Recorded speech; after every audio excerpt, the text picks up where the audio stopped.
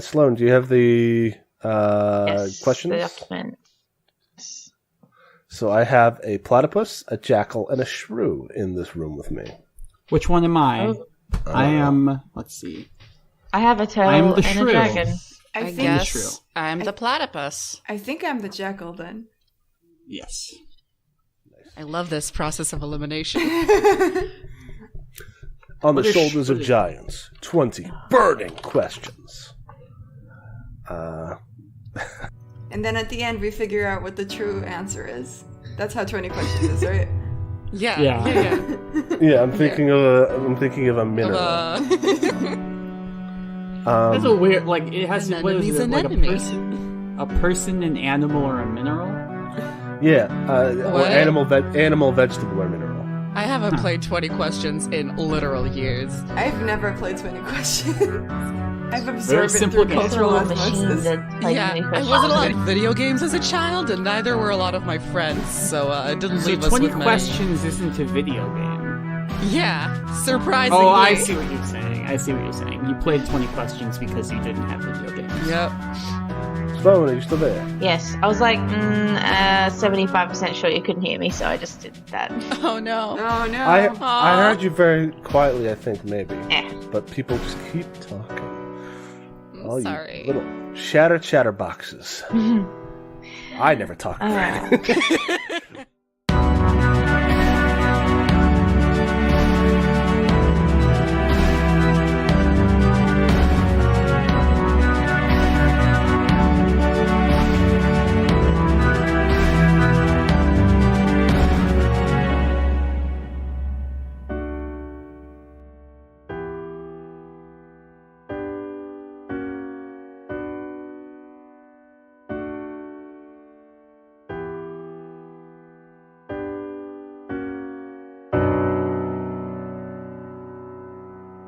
Hello, and welcome to Roll Dice and Cry, the actual play podcast where we answer questions and don't cry for once.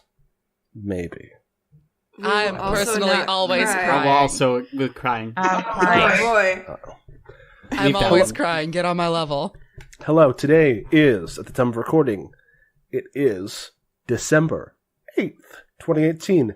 It is 5 days before you will hear the final episode of On the Shoulders of Giants.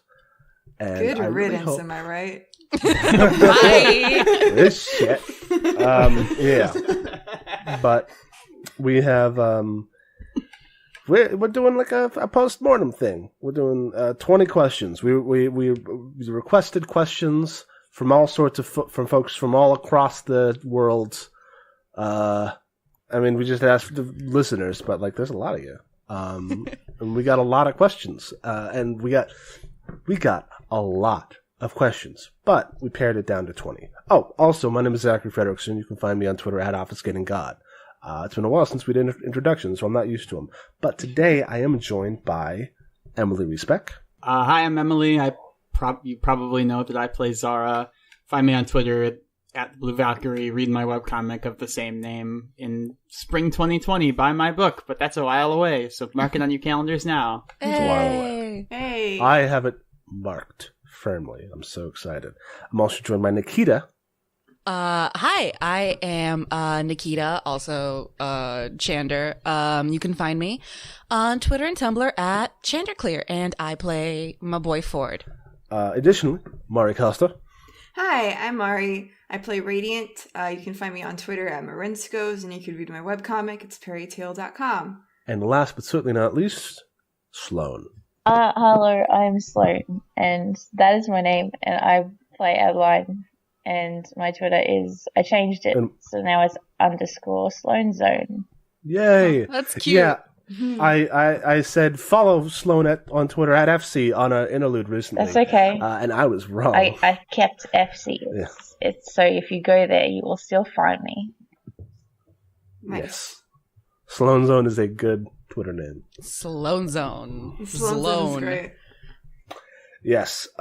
So we got a lot of questions, and I'm kind of just going to bounce around this list. So it's, we got a lot of questions from a lot of folks. But before I start doing listener questions, I'd like to ask if any of you have questions for me or each other.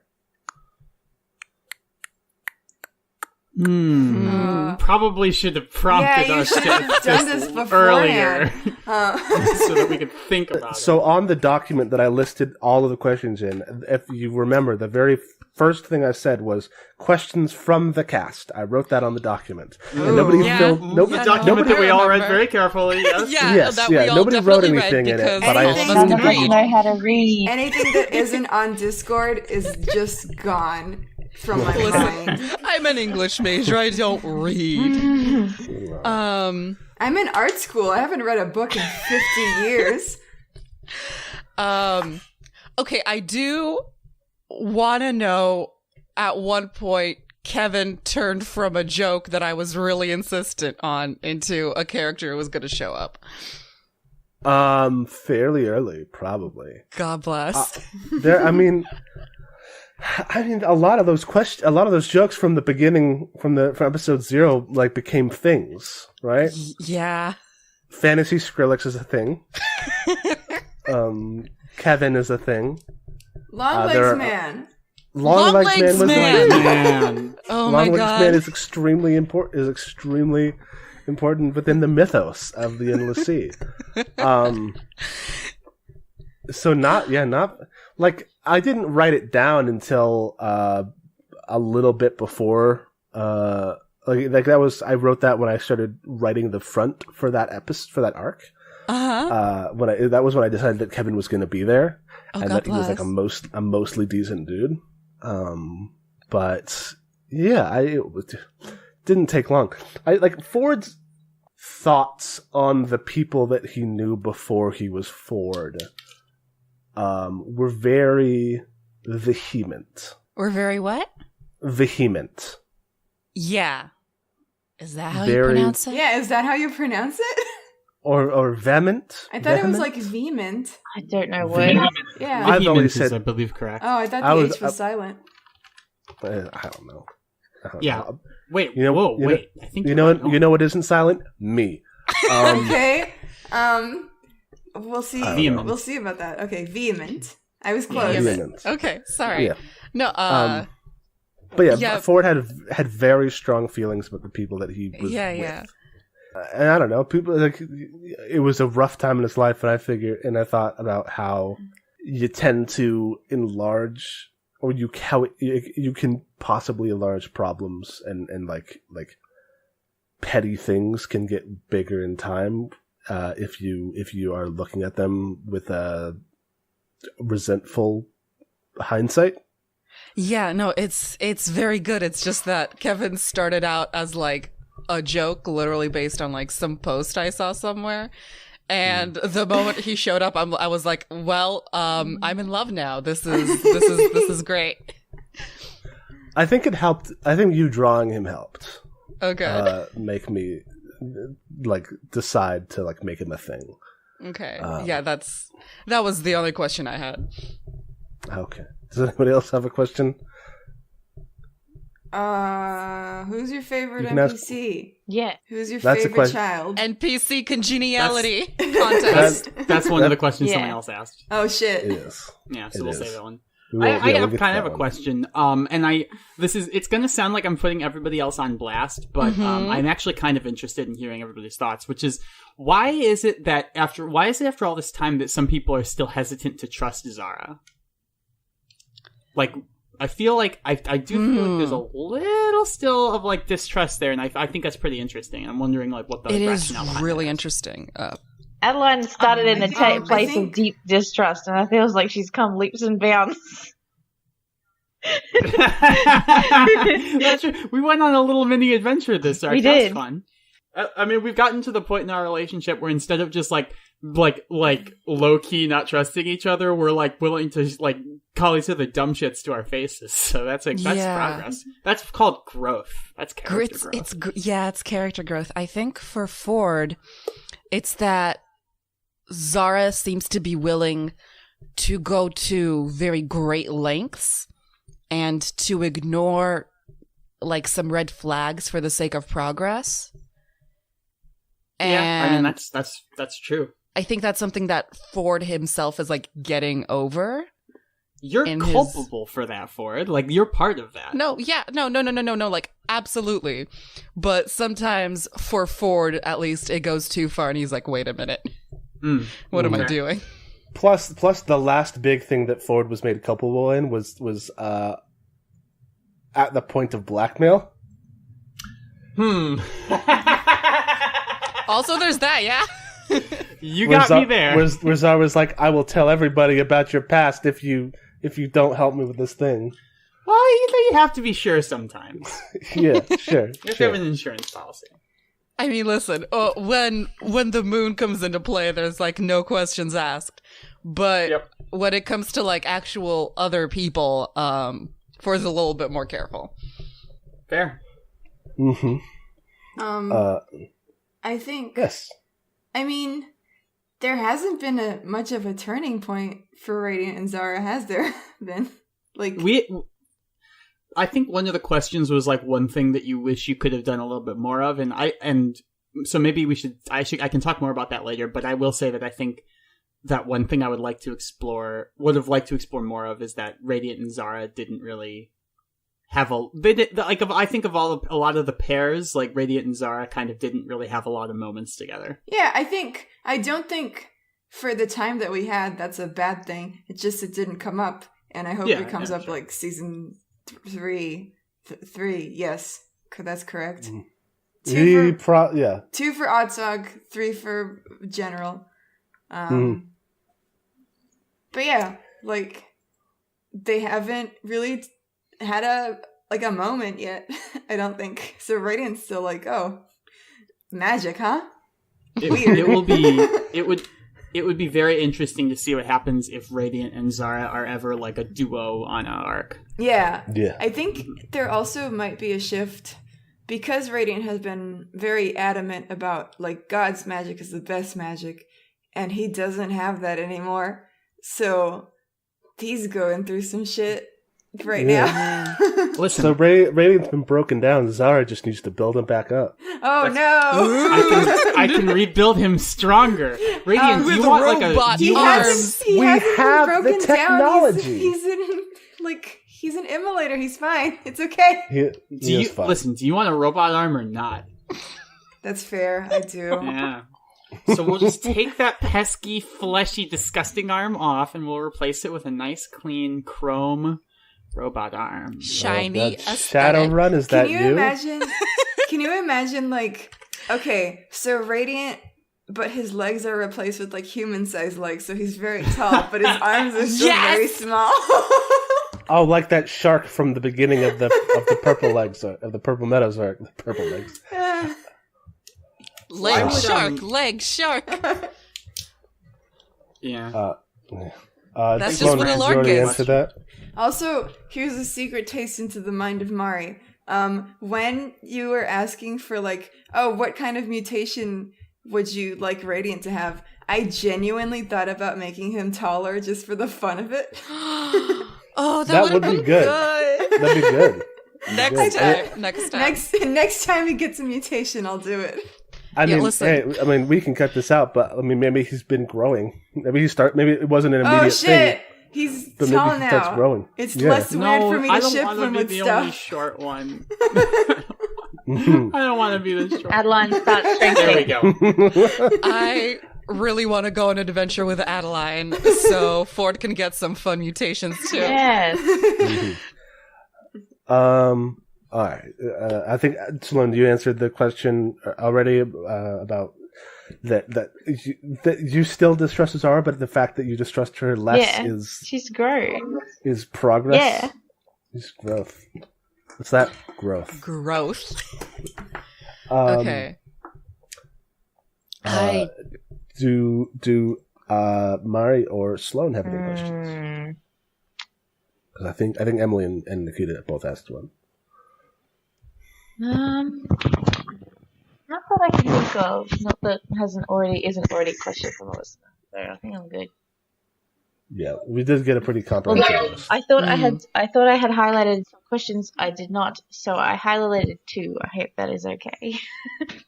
Yeah. Oh, are they on the They're second list? on the. I don't know. There's a list. Sorry. So there's two Oh, lists. There's the new one. Where's this new list? It's in general. Yeah, I can link it Jeez. again. I was just went and grabbed the production notes. My bad. What color Green. did you? Oh, okay. Adeline being a bard. All right. There's one about a Yes. bard, I'll and then put- there's one about magic. It has like a very Okay. big bit underneath it that I don't know if you wanted to include. I could probably. Cut some of that up. Yes. That magic part is. Yes. At one point, yeah, that's a good one. I'll throw those in. So if we don't have any more player questions, we can roll into listener questions. Does that sound good? Yeah. Yeah. Hell yeah. If I have a question, it'll come to me. Alrighty. Please let's start with the first one on the list. We are going to start with the first one on the list. From Tellers for everyone. How the hell do you all find a time to play at the same time when you are all in different time zones? I believe that is the true miracle of the podcast. We don't, and Sloan wakes up at 3 a.m. Today, my phone alarm broke and I slept in. Discord fucks up literally every time we have to record. Yeah. Sloan, Nightmare. what time do you wake up at? Because I set alarms for 2:20, 2:20 to 2:31 because if I hit snooze, it snoozes for 10 minutes. So 2:20, 2:31, and then like 11 minutes after that, and then another 11 minutes after that. So it's like 4 of them, and they all scream at me until I wake up. okay, the true miracle of this podcast is Sloan. Can I just say? Because Is that Sloan is willing to wake up at that hour? yeah, Yep. Yes. The rest of us have relatively reasonable times. yeah. So it's for me, it's 10 a.m. For me, it's 10 or 9, depending on time change. Yeah, 11 or noon for me. Yeah, I'm like 6 or 7 p.m. So I'm alright. And then Sloan is the wee hours of the morning. So the way it works out is that with the placement of everyone, somebody has to be recording in the middle of the night.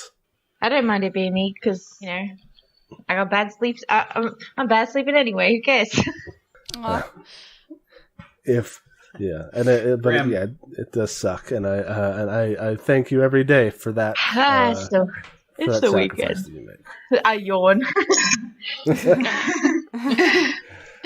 Yeah. Thank you, Sloan. Thank you, Sloan. Finally recognize my suffering. Thank you, tell us. All right. So let's well, I don't know. What do you think on this list do you want to do next? I think we should just pick and choose as we go, so it's not just every person at once. Do some of these cast ones, maybe from Tellers. Yeah. Just don't jump around too much, or else we're gonna get confused. Just Yeah, I'll get Why- we confused. could- That's why I'm Yeah. gonna highlight them as we answer them. Yeah. Why don't we alternate, do a cast question? Because there's a lot of them that are just for you, so we could alternate. One for cast, one for you, one for cast, one for you. Yeah, Sure sure. thing. Okay, so another one from Tellers for the cast is one of the things I love about Dungeon World and the way that you play is that we can see the evolution of the characters in the final questions. How much of that evolution was planned? None. None of it. Absolutely Zilch. none of it. Absolutely none. I thought. I thought Radiant was gonna be like a paladin to the end of it, because I usually do the switch thing where it's like, oh, it's a paladin, but then God is bad. But I was like, oh no, this time God is gonna be good and it's gonna be super great. I feel like there's no helping some level of imagining what might happen in the future. Yeah.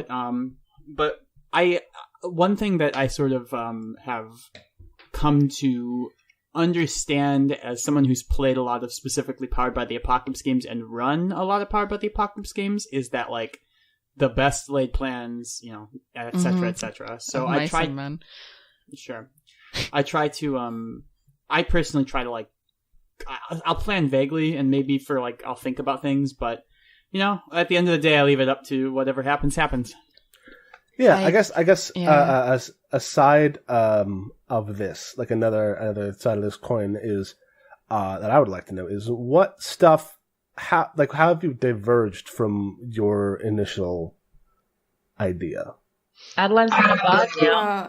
I didn't expect that. Surely, I mean, I expected to do some things, probably some dumb shit, but I did not expect her to be like, no bard, cancelled. We'll never play again. No, she will play again. No god, no rules. Outback Magic House. So I don't think any of Ford's evolution for me was at all planned, for sure. I definitely didn't expect him to become like as much of a, like, as, I guess, as level-headed as he turned out to be in some ways. And as like an, oh my god, I gotta adopt everything, that's gotta feed everyone and gotta help everyone and gotta make sure that everyone's like good on a certain level. I didn't expect that, but it happened. Nice. I don't know. I don't like planning stuff that much because it's always kind of, it's never how you think it's gonna be. And sometimes it's better, and sometimes you're just like, I wish it was how I wanted it to be. So I've stopped trying to plan stuff for campaigns because I like spontaneity and etc. I think what? Etc. And etc. The character. I don't know. I think for me, because it is so improv-like, the radiant in my head is never going to be the radiant that comes out on the podcast, because it is me, Mari, the human woman, talking as him.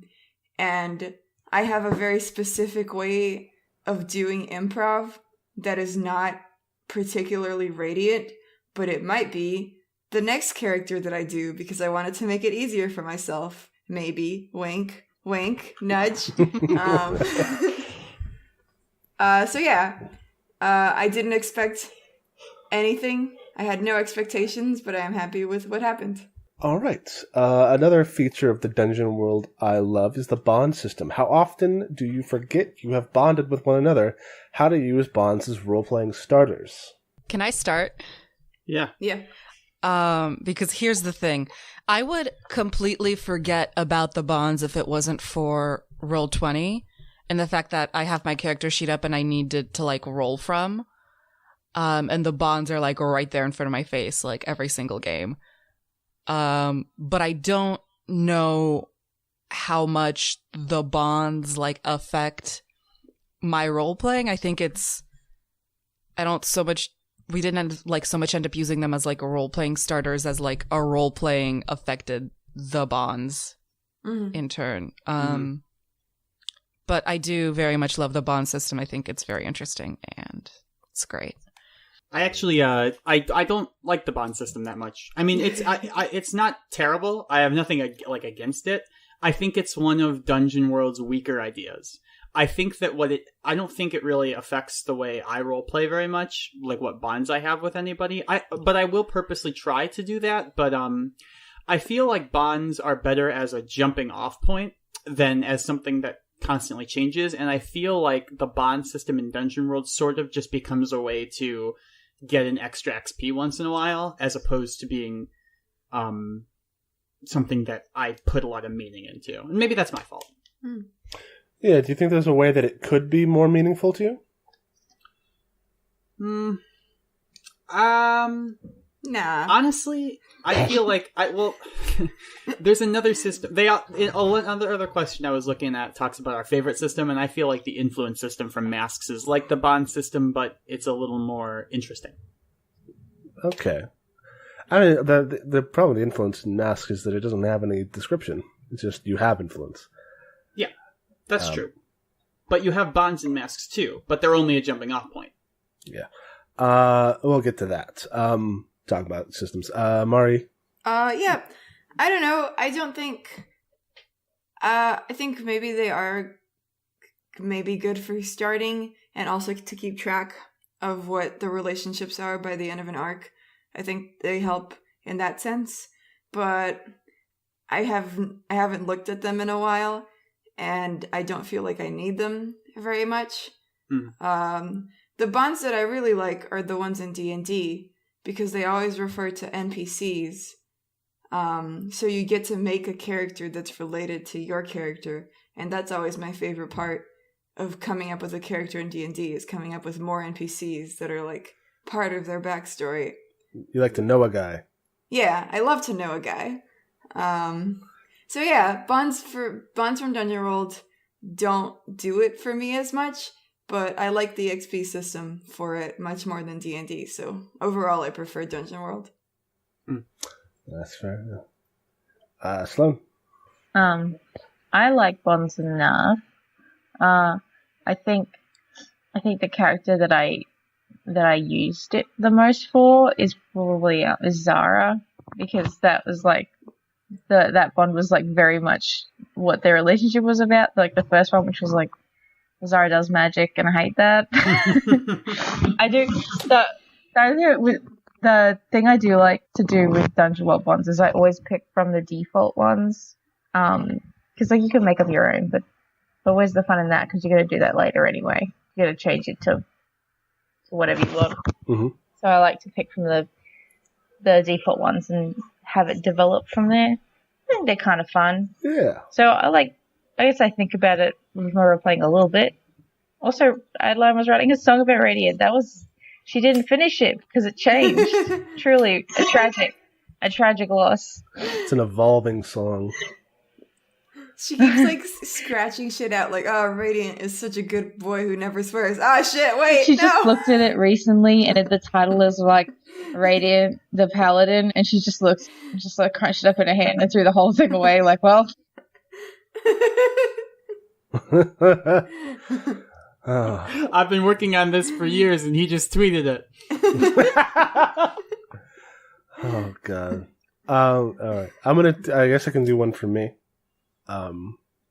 Wait, let us read it. All right. Yeah. Be this first one from Tellers. So this one's from Tellers for Zachary. I really enjoy your beginning reading of letters. Most of the time, the letters are more of a warming up to return to the plot line, and I always find that the voice of the writer is perfect for the stage setting. What are your rubrics to choose which character to flesh out? That was yeah. Sorry. It sounded like you were going to say something else. Yeah, I Very know. McElroy cadence. Shut up. Shut the hell up. Oh, well, I'm glad the voice of the writer is perfect. Because he's a guy. That's a fun thing. You should know that by now. That should be in the epilogue. I haven't recorded that yet, but I wrote it. My rubrics to choose which character to flesh out? A lot of times it's just throwing ideas at the wall. Sometimes it's like because I write them. I've written them historically pretty close to the publication of the episode. Like there have been times where I write and record the intro an hour before the episode goes up, because it's hard. It's hard to think of it. A lot of times it's just like people I think didn't get play, or things that I wanted to show a different side of. Like in the Purple Meadows one, there was Horst and there was Ban, the Brookbinder and his lieutenant, who were characters that I wanted to show more on screen, but it didn't happen. And so I was like, well, I gotta get this guy's motivations out there somehow. And so I did it that way. And then, like Roland gets a lot more play in the intros than he did in the episodes, because he gets killed. And that was sad. And I felt bad about that. So I gave him some intros to make up for it. And other times it's like, I don't know, to show new stuff, to expand the lore of the archipelago and to put a different angle on things. I guess if I can turn this question around on y'all, are there any intros that you liked specifically? Ooh. The one about the kobolds, because I want more kobolds in this campaign. Did you see that episode 41 had a low tide intro, a low tide description? Oh shit! I will check it out. Exciting. Excited. Yes. More kobold stuff is always good. I'm not gonna lie. I do enjoy the ones that that mention, like, I like the ones that mention the player characters, because you know, someone will be like, the Laganel Titan, and I'll be like, that's me. Me. When they're talking about me, Mom. Oh, name drop. I did like the ones during the gala that were from the spy letters. I don't remember what the spies are called ever. Yeah. I did like that because the Mockingbirds. because I was like not that me, but like, oh, that's my mom. She's sending secret letters. Fletcher and her new son. My favorite was Tuku's letter to Zara. She would never replace me. That's true. But it is fun to think of Langerzad as your shitty older brother. Yeah. Oh. I really like the one with Daria when, I think it was like a "fuck you, I'm leaving, peace, I'm gay." No, that was one of the early ones. Mm-hmm. Yeah, it was good. And then Tuku's letters to Zara. Yep. When Tuku left to pursue her own agenda, that was a good one. I didn't write that one. Nora wrote that one, and it was good. I think that one's my favorite one. Mm. Yeah. Good. And let's just roll through these last two tellers questions. How do the old Titans' life and accomplishments affect each character? We kind of know Radiant and Zara's feelings for their past life, but I want to know more. Yeah. I mean, like you've already said, Radiant feels pretty strongly about this very famous paladin being like his long lost dad, and he's real. I feel like I've gone into this in the actual campaign. He's real terrified, but also excited. It's fun. It's good that Ipathes is his ancestor, because Ipathes is very cool. But also, maybe Ipathes did some shit? We don't know. Mm-hmm. We don't know yet, but we will find out. And we will find out. That's a play to find out what happens. It's some big shoes to fill, is I think Radiant's general opinion. Literally big shoes. He's a big man. He boot too big for his goddamn feet. He's got little feet. You shoot too big. He boot too big for his goddamn feet. That's a very good one. I do not think that Adelaide knows enough about Ambrose to like have a lot of be like, yeah, there's that guy. But I do. For me, I always imagine Ambrose like almost a stage mom, but like also drinking wine in the back of Adeline's soul or mind or wherever they hang out as reincarnated things, where he's just like, I wish my daughter would get out more. I wish that she needs to get out there and talk to more people. So that's what that is. Yeah, but I don't think Adeline. I think it'll be more interesting when she finds out more about him, because he was a very accomplished bard, and now she's given up being a bard, and and he was very like good at like the political intrigue, whereas she's not. So yeah, I am excited for her to learn about her shitty dad. Shitty twink dad. Yes.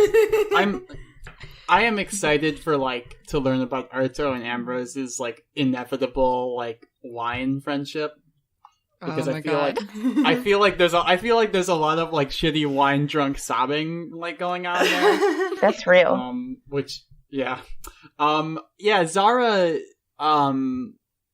Zara definitely feels pressured by the in a similar sense to Radiant, but without the excitement of it, because Zara does interact with magic and manipulate magical things, but she's not an elf. She can't do magic, and she theoretically speaking won't be ever to be able to do magic. So Arto, who was this spellcaster and supreme wizard, it is something that she really can never live up to. And also Arto is someone who was a very outgoing great hero.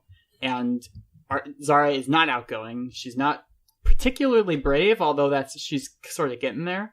And I think she just she just feels that she feels like it's pressure to try to live up to this legend. Yeah, that's fair. I think Ford feels a little lost with Mirage being his Titan, and that like she was very much about kind of not just like peace and talking through things, but about like healing in a non-violent approach to problems, and like trying to like solve everything through diplomacy and through just like helping everybody and avoiding conflict at every turn, and being very, very like careful and going through every single probability and then making the best possible choice that she can at the moment. And Ford's just like, Moon pretty, gonna punch. So I think honestly, like it is definitely a little daunting, but I think the validating part is that like she was like her goddess was the moon goddess, and that kind of gives Ford hope that he can like learn more and about the moon and like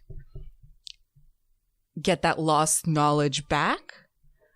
But at the same time, I think he mostly just like ignores and feels very disconnected from Mirage. And I don't know. I think he's literally just starting to buy into the whole like they're actually reincarnated thing with lay on hands that happened. Yeah, that was wild. That was wild, and I loved it. Dope. I'm just going to knock out one from me, from O. Murdoch, who I think I know who this is, but they didn't leave their name, their hashtag username, so I can't be sure. But the question is... Did you have all the major story events planned from the start? Which things, big or small, did you come up with along the way? A lot of them. Most of them. What did I have planned from the start? I can look at my initial faction. That's initial faction notes. That's the next season. My campaign front that I wrote at the beginning. I can tell you which things I had planned from the start. Was Florian. Was the Anguish. Was the Metamorphosists. Those were the first three threats. I don't think that Metamorphosists might still be a threat. Florian might still be a threat. Who knows? I know that Florian was going to be declared the new head of the Argent Dynasty, and that she was going to begin production on the Silver Kindness mechs. I knew that Chella and Tirianthe were the bad gods. I didn't know about the Hecatonkari. Those I came up with later. They were not there from the beginning. And that's kind of it. I came up with so much. I didn't know Nemo was that old originally. I completely came up with Nemo's whole arc as it happened, which is why he's so weird. Was it because he didn't have an elf name and you were like, oh, I need an explanation? That was for one. That one. That was one thing. Though there might be a band called Nemo. That wouldn't surprise me. Nemo AC/DC. Oh, it is a French.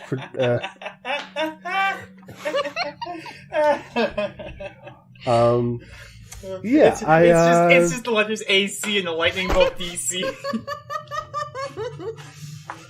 Stupid. I do know that I did know that what the book was from the beginning. I didn't know the exact name, but I knew what it was. And that was kind of. I guess I knew that there was a sixth Titan. That was one of the earliest things I knew. Okay. But what about that she was not a reincarnation? That she was a normal or a older one? That also I knew the whole time. Okay. I knew that before I knew anything else. Well, there's technically a seventh Titan out there that everybody keeps forgetting. Well, yeah. That's all right.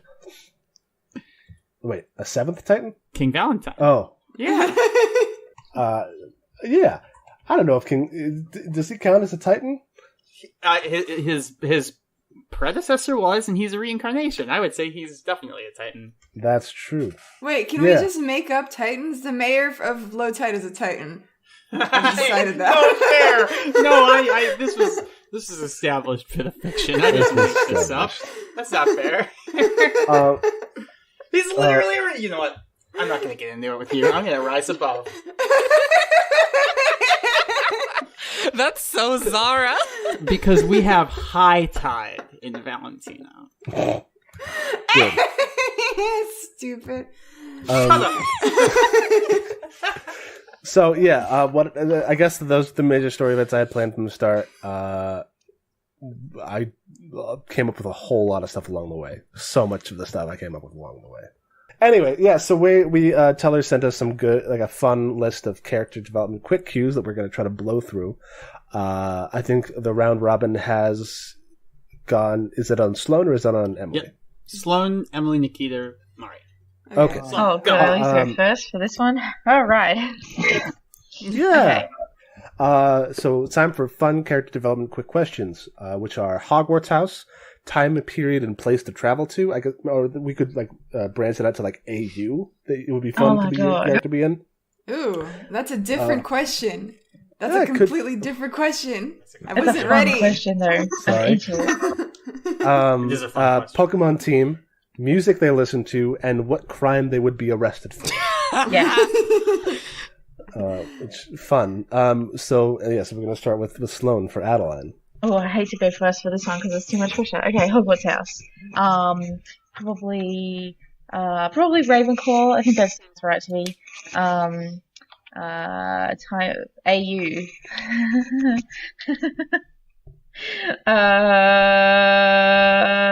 Coffee shop. I don't know. I think modern day coffee shop. Parisian coffee shop. A shitty coffee shop. A bad one. Is she a customer or is she a barista? Yeah, she's a barista. No, I changed my mind. She's a customer. She's one of those. She's obnoxious with a guitar. She goes and busts outside or something, and I don't know. Daria's a barista. There you go. I did it.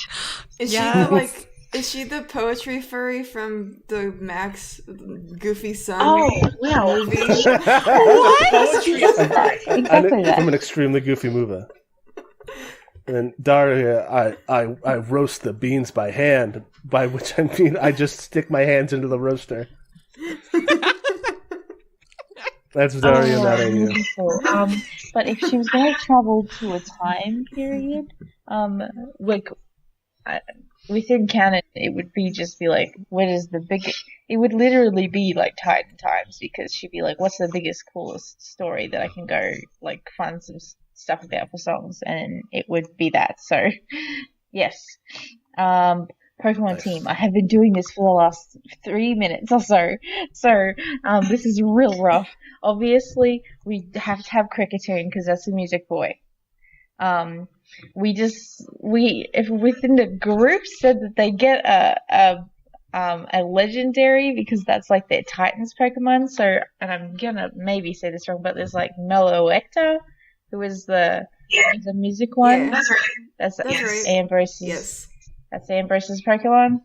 And then completely at random, I got a Popplio because it evolves into that Primarina, which is a fun looking Pokemon. And then Gothitelle and Stoutland because it's a cute dog. And what's that little tiny bug? Cutie Fly. Oh, okay. Oh, there are many tiny bugs. The cute one. The littlest bug. The littlest bug. Oh, that's a good one. It's a very small bug. Oh, I should have actually. Is there a beetle? What's a good beetle?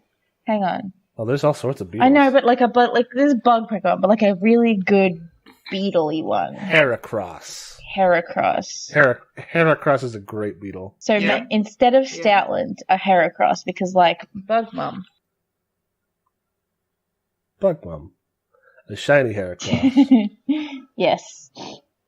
Okay, so I don't know yeah, what the shiny Kricketune, color is. Gothitelle, Poplio, Heracross, Cutiefly, and Meloetta. Very good. Very thorough. Music and crime. Yes, and crime. Music, probably like fucking, like modern music, probably like Mumford & Sons, like a banjo solo, fucking, like here's the drop, it's a banjo solo. And, that like American Gothy sort of stuff, but also that's fun. And for, what was the last one? I lost the question. There it is. Crime. Which crime will they be arrested for? Like loitering in public, probably. Like being somewhere they're not supposed to. Just because they wanted to check it out. Breaking things. She broke into a museum to look at it after hours. Nice. Very good. Hogwarts House, Hufflepuff. Adeline asked what about Slytherin, but I wanted to counter with that with saying that Zara is not particularly ambitious for herself. She obviously has ambitious goals for her inventions, but like she doesn't really personally care if it's like her credit. Because she's the one who, she just wants to help people with her inventions. So I would say Hufflepuff. Time period and place to travel to, gotta be the future, baby. Gotta have all the, cool tech in the future. So definitely AU is like Star Trek AU with like, post-scarcity, crazy inventions, stuff like that. Pokemon team, Arceus Pokemon for legendary is, I don't know how to pronounce it, Xerneas, the deer from X and Y, fairy deer, because it looks really cool and magical and majestic, and that's Arto baby. Besides that, Pokemon team is electric type stuff, so like Magneton and Mareep, and I don't know a lot of other Pokemon, so other electric ones. Pikachu maybe. What about the magnet one? What's the magnet one? Yeah, Magneton. Yeah, I did say Magneton. Yeah, that one for sure. What about the one that looks like a ball? Oh, Voltorb? Yeah. Oh yeah, sure. We'll put a Voltorb in there. And then I'm looking at this thing called Kling Clang, which looks like a bunch of gears. I like that one. It's some gears. Yeah, I like that one. So that one too. Do love some gears. Invention stuff. Pokemon. So yeah, that's that one. Music that Zara listens to. Chill lo-fi hip-hop beats to relax/study to. She puts it on. She puts it on while she works. Hell yeah. And what crime will they be arrested for? Violating OSHA guidelines. Jesus. All right. Yeah. All right. OSHA is the Occupational Safety and Health Administration. Oh, I know. All right. Cool. Fun. There was another question that didn't make the cut about the propensity for Fontaine Industries to become a capitalist hellscape, but good, we're getting there. Look, some sacrifices must be made for the sake of progress. Oh boy. Nikita. Okay, Ford for Hogwarts House. I mean, Gryffindor, right? Yeah. Right. Maybe. It's probably my least favorite house, but Gryffindor. Yeah, tweet at me. Let's go. Time period and place to travel to? Okay, so, first of all, 100% Star Trek with Zara, but also the two things that came to mind, like, AU-wise, is one, like, office drama while he's working at, like, NASA for the launch to the moon. Oh boy, Apollo 11 AU. Yeah, but like gay. Okay. And two, that very, very specific like fanfic AU where someone gets turned into a cat and someone else takes them in. And Ford is Ford the cat?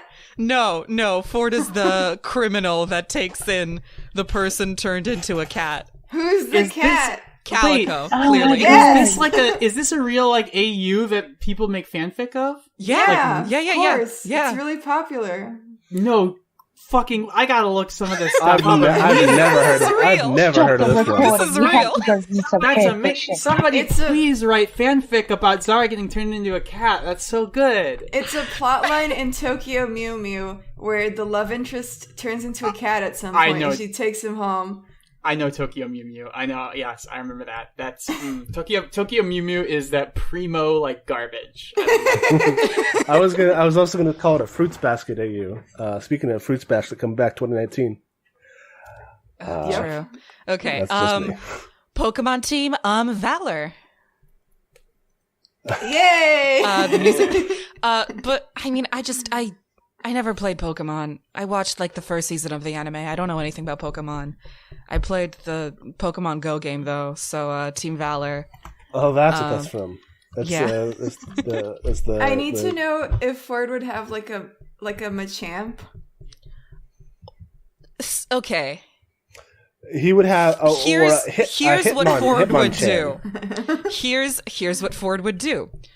Ford would find, and not on purpose, all of the shittiest Pokemon that look like they need a home and someone to feed them. And then whenever it came time to fight, to Pokemon fight, he would get up there and fight his opponent's Pokemon himself because he's not a coward. Oh boy. And that's my hot take on it. Here's what I think for Pokemon team. It is like a canon thing that Clefairies come from the moon. Yes. Oh, that's true. That's true. Clefairies. It's Clefairies. entirely Clefairies. It's Ford with an army of Clefairies. Like that. 5 Clefairies and 1 Clefable. The big one. The big one. And then Ford does all the fighting. That's a given. And they do Helping Hand. Yeah, it's, first time he shows up to a gym, he definitely kicks out. And that's the crime he's arrested for. I mean, fighting it's the like Pokemon at the gym. Yeah, I mean, it's like for sure, like violence. It's like punching someone, or some fucking communist rally. Dope. Nice. And then we skipped over music. Oh, I skipped over music. Country music, but like gay. Okay. Like country Good. and folk, like folksy stuff. Mitsuki's Be a Cowboy. Yeah. I don't actually know if that's country. I just know it's got a cowboy on the cover. True. Mari.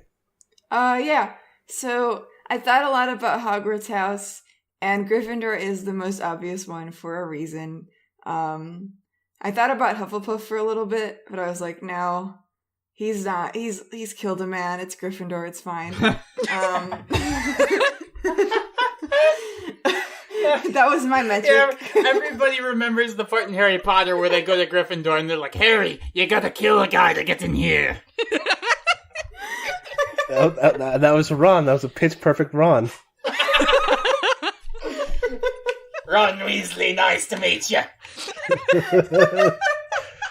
That actually sounds like Barbarossa from Pirates of the Caribbean. Okay, it is Gryffindor.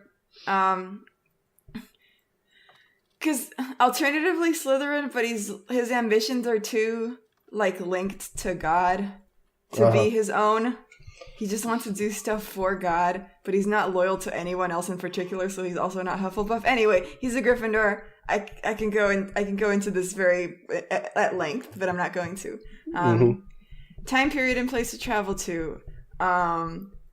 Modern day, SoCal surfer AU. Hey! Oh, that's a good one. I was gonna say Greece, the Parthenon. No, that's Empathies. Radiant is he's fun and fresh. He's Easy, a surf breezy, beautiful. boy. He's a surfer boy. That's very good. Pokemon team, I did write it down.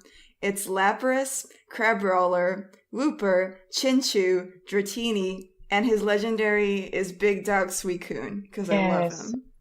Nice. Chinchou. Oh, Chinchou. The that's music... a little guy. What? I forgot what Chinchou looked like. He's just a little guy. He's a little guy. I love him. He's a little guy. Music that he listens to, I guess also country and folk. He's from the Bayou. Like, Mhm. he likes country and folk, and like, I don't know enough about music to answer this question, honestly. What music is from the Bayou? Folk? I mean, like right? New Orleans jazz. Yes, jazz also. Thank you for the nice save. Good, thank you. Which crime is he arrested for? Fashion crimes. Very good. Okay, I want to do this, but I have all of the characters, so give me an NPC and I'll answer the questions. Nemo. Nemo. I figured it was going to be Nemo. All right, Bartimaeus Nemo, Hogwarts house, Slytherin. He's got to do it. He could be Ravenclaw, but he's too ambitious. He has to be the best. He's Slytherin. Time period and place to travel to. If you asked him, it would be the Age of Titans, so he could stop the fall. Lame. Yeah. If you asked me, it would be 1980s, and he would be a movie star. Jeff Goldblum. He stars in a movie about dinosaurs, and it's super weird. It's super weird. His fucking Pokemon that he would have. I'm not gonna say a whole team, but he has Xatu and Gardevoir on it. And maybe an Esper. It's all psychics all the time, baby. Psychic and fairy type is his jam. Music they listen to, Industrial House. No. Probably he listens to probably he would like swing music. He would like big man music, but he would also have a soft spot for like thrash metal. Quick question. Does Nemo go swing dancing? He could. He knows how to dance. He's like probably he's been dancing for 1,000 years. So, what crime will he be arrested for? Yelling at politicians. Sure. That's happened. Old man yells at clown. Yeah. He's been a rabble rouser in his past. One of the intros is him just ripping into the structure. Nice. For not living up to the standards set by their founder. Yeah. So that's our old man. And that's all those fun questions. Thank you, tellers, for all the questions. Thank you. Thank you. Thank you. We should probably what? pick like at least one from everybody because I don't think we're gonna have time to get all through these. Yeah, I don't think You so think so? either. We'll probably also like cut stuff, right? Yeah. Can we do NPC congeniality from Sorbet? Sure. Oh, yes. So Sorbet asks, "Who was your best boy? What's your vote for NPC congeniality?" Which I guess is a play on miscongeniality. So this is favorite NPC, right? Yeah. Mm-hmm. Nemo. Oh, okay. Mm-hmm. I think he's the most fleshed out. He's interesting. I feel like him and Zara have a really good rapport, so that I'm a little bit biased there. Because I feel like Zara and Nemo have had a little bit more time than anyone else in Nemo. Partly because Nemo came with us on me and TQ on the on our solo mission or duo mission. Nikita. Probably Nemo, because again he is really fleshed out, but I do have a soft spot in my heart for Kevin and for Calico. Those are good boys. Mari. Oh, I ended up like really getting really fond of both Jameson and Solomon. Like I want them to interact at some point. It's gonna be bad, and I'm gonna love it. It would be me interacting with myself. It's gonna be tough, but I'll do my best. I know, but drama though. Yeah. The orphaned assassin and his little brother. Nice. They might be twins. I actually don't know. The very least, Solomon is the older twin if they are twins. Okay. Oh, don't them. get me started on that shit. Older twin. As the younger twin. Yeah, Oh, I'm the okay. younger twin. Oh shit, I didn't know. Yeah. Older twin means nothing. Kevin, if you're out there, I'm calling you out. You're not older than me. We're the same age. And you're also not taller than me, so get that through your head. All right. Love you, Kevin. Kevin. Kevin. Your namesake had some adventures this Sorry year. we use your name so much in this campaign, Kevin. Sorry, Kevin. Kevin. Sloan, who's your favorite? Oh, difficult. I also did become pretty fond of Jameson and also Daria, obviously. Because she's big girlfriend. Yeah. All right. I think my bias is pretty obvious. I love myself some Charlie Axel. That's Charlie, Eustace, and Rufus are also some pet favorites for me. But I mean, I like all my characters because I play them all. It's very fun. Should I do a me one? Yes. Sure. Yes. Okay. Nikita, Which one? I'll read it. Yeah.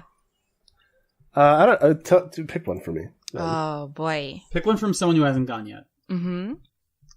This one is from Jagannath, and it is the Tartugan War, the most recent war that Galeria fought, the one that Daria Alexander Calico et al. Fought in, I know has been mentioned a few times. About how long ago was that? How long did it last? Who were the nations involved, and what was it about? Apologies if that information has already been delivered in the episodes. Wait, actually, that's a really long one. Hold on. I'm going to choose another one. Cut that out. Oh, okay. I was gearing up to answer it. I don't think it's going to be a long... Go. Long Yeah, one. it's good. Yeah, the Tartugan War. It is the last war that happened. It was... it ended 15 years ago. That means that all of the characters who are in it are at least 30 something. For example, Brandy Enduring is 33, which means he was like 17 during the war. But he was already a fighter. The kid's like been at it forever. Who was involved was mostly Baron was the aggressed. What happened was a civilization, a group of people known as the Tortugans, because they trained and lived on the backs of giant turtles. They attacked Baron because their lifestyle was unsustainable.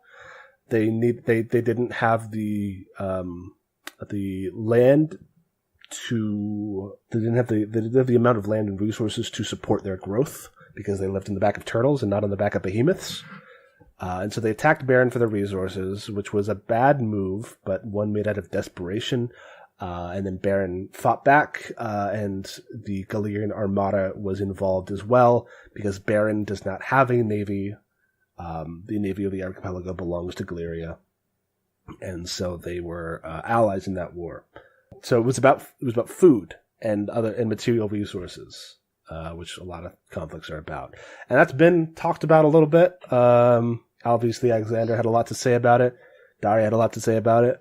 But mostly it just exists as the specter of the last war that all of these older characters lived through. Was that a good answer? Does that sum it up? Sound like?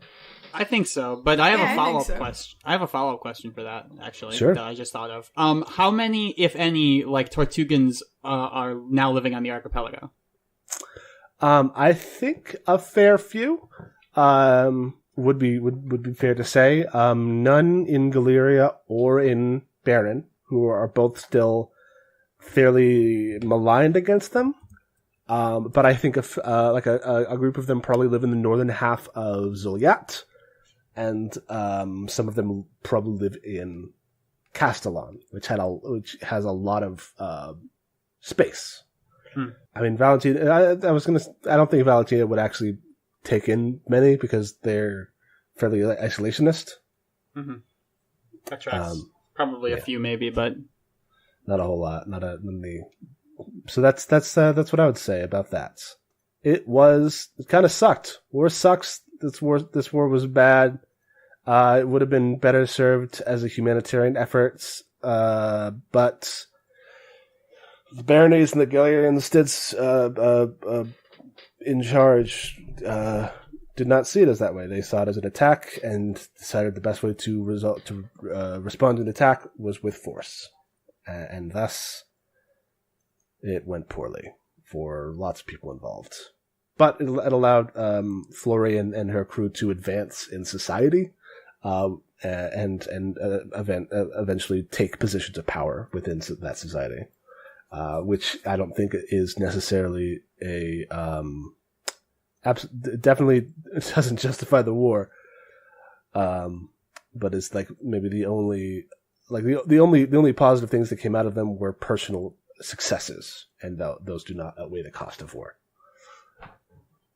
All right, so that's that question. Kind of a downer because the Tortugan War sucked, but let's do a fun one. Let's do a fun one. Can we do this one from PK? Yeah. PK Slider. Yeah. This is from PK Slider. Everyone, how long have each of you been playing tabletop games? I think is assumed before Roll Dice and Cry. Everyone seems experienced in the aspect of role-playing characters. When did we start playing Masks, Emily, Zach? 2017 at some point. June 2017. June 2017, like that year. Like shortly before we started, we were in a Masks campaign.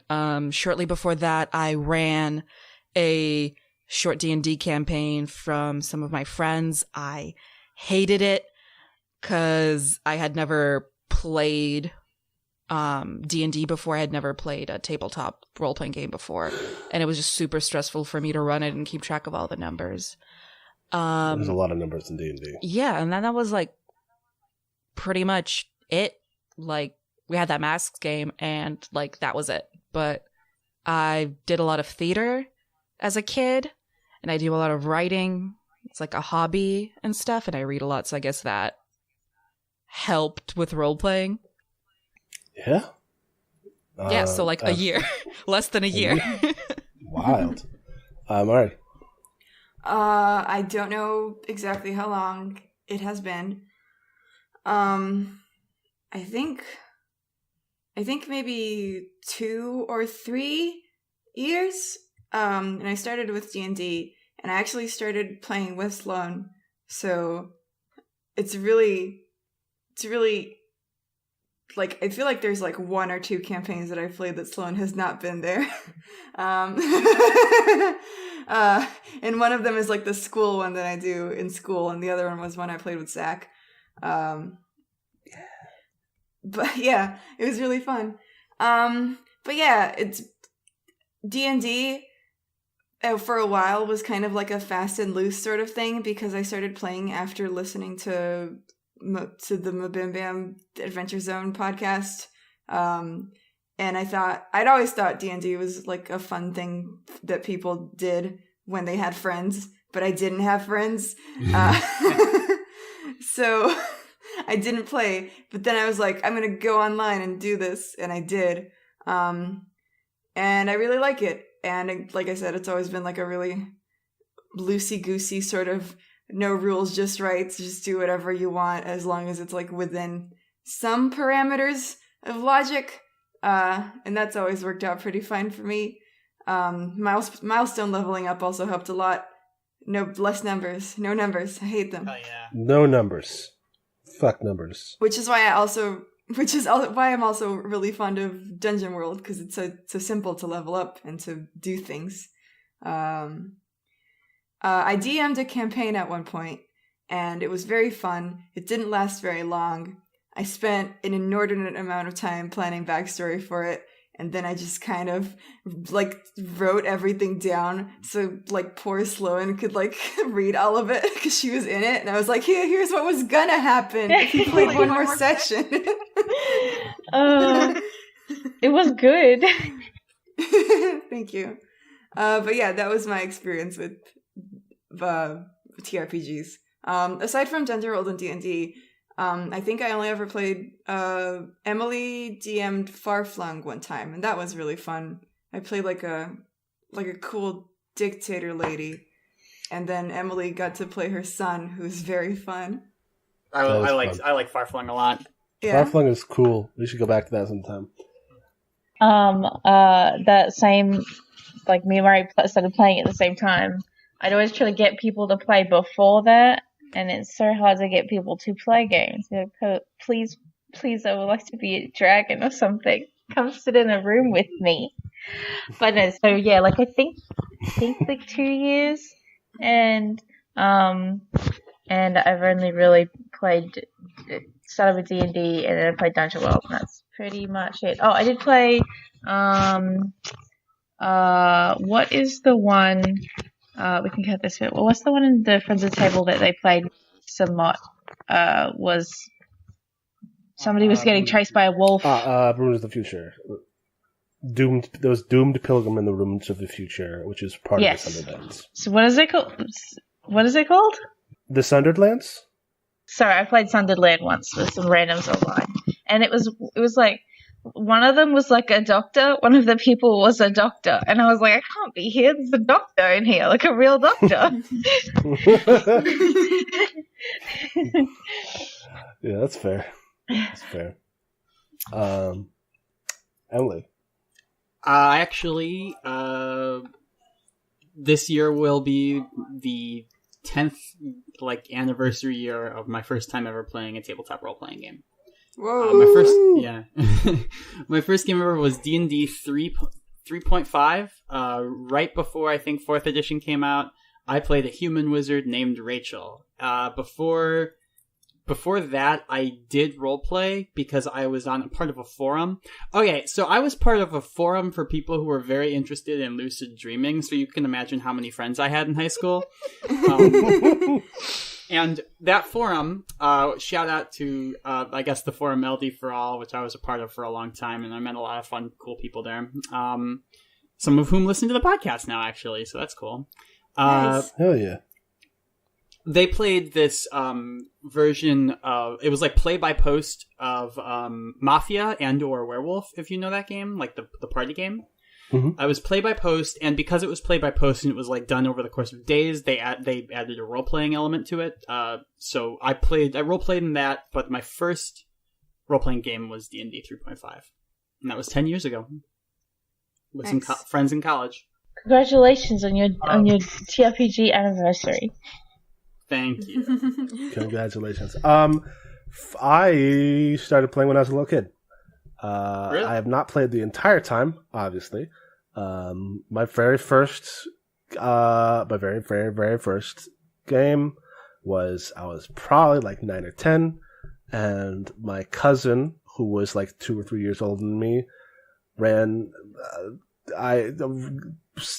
helped me roll a character, and put me on a road, and I walked down the road, and there was some halflings, and I fought those halflings, and then I fell into a pit, and then I climbed out of the pit, and that was my first experience with D&D. It was probably 2nd edition back in the day. I barely remember any of it. I remember that I was a half elf fighter named Wolven. Oh, beautiful! I played a character named Wolven too in that werewolf game. Hell yeah, yeah, he was cool. He had 2 broadswords, and my cousin was like, "That doesn't help," and I was like, "I want 2 broadswords." Your cousin was like, "I guess." I remember one for each hand. Remember at one point I played I made the same character as a ranger because I remember I had an animal companion who was a dire tiger. Wow.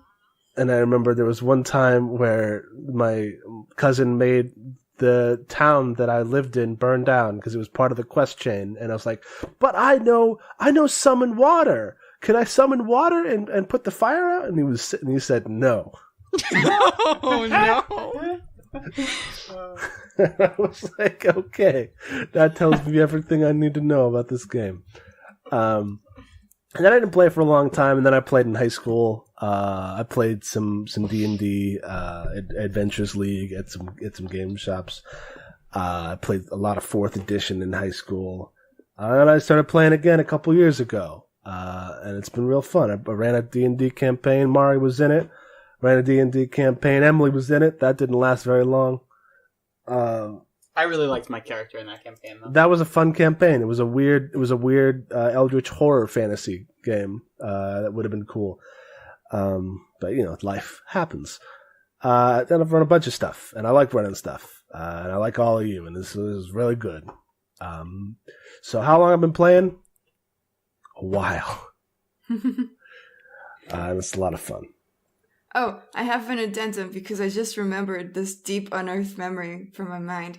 Before I was playing TRPGs, I was in text roleplay groups based on different fandoms, and the first one was about Danganronpa. And I was a super high school level ice cream maker.